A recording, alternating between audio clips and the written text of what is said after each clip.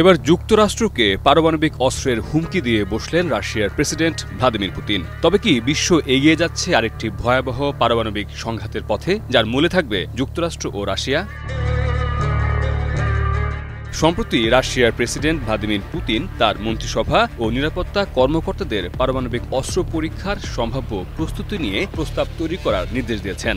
যুক্তরাষ্ট্র ৩ দশকেরও বেশি সময় পর পারমাণবিক অস্ত্র পরীক্ষা পুনরায় শুরু করলে মস্কো সমান জবাব দেবে বলে সতর্ক করেছেন তিনি। পুতিনের এই নির্দেশ আসে কয়েকদিন পর, যখন যুক্তরাষ্ট্রের প্রেসিডেন্ট ডোনাল্ড ট্রাম্প প্রতিরক্ষা মন্ত্রণালয়কে ১৯৯২ সাল থেকে চলা পরীক্ষার স্থগিতাদেশ তুলে দিয়ে অবিলম্বে পারমাণবিক অস্ত্র পরীক্ষা শুরুর নির্দেশ দেন। সম্প্রতি রাশিয়ার নিরাপত্তা পরিষদের বৈঠকে পুতিন বলেন, যুক্তরাষ্ট্র বা comprehensive nuclear test ban treaty এর অন্য কোনো স্বাক্ষরকারী দেশ পারমাণবিক পরীক্ষা শুরু করলে রাশিয়াও বাধ্য হবে একইভাবে প্রতিক্রিয়া জানাতে।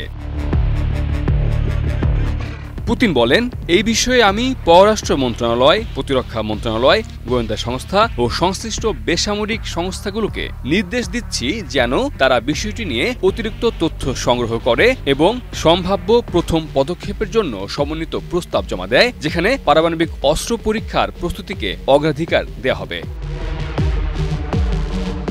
১৯৯১ সালে সোভিয়েত ইউনিয়নের পতনের পর থেকে রাশিয়া আর কোনো পারমাণবিক অস্ত্র পরীক্ষা চালায়নি। তবে সাম্প্রতিক সপ্তাহগুলোতে বিশ্বের ২ বৃহত্তম পারমাণবিক শক্তিধর দেশের মধ্যে উত্তেজনা তীব্রভাবে বেড়েছে। বাছাইকৃত কাঁচামাল ও স্বয়ংক্রিয় ইউরোপিয়ান মেশিনে তৈরি হয় all time honeycomb, all time healthy life.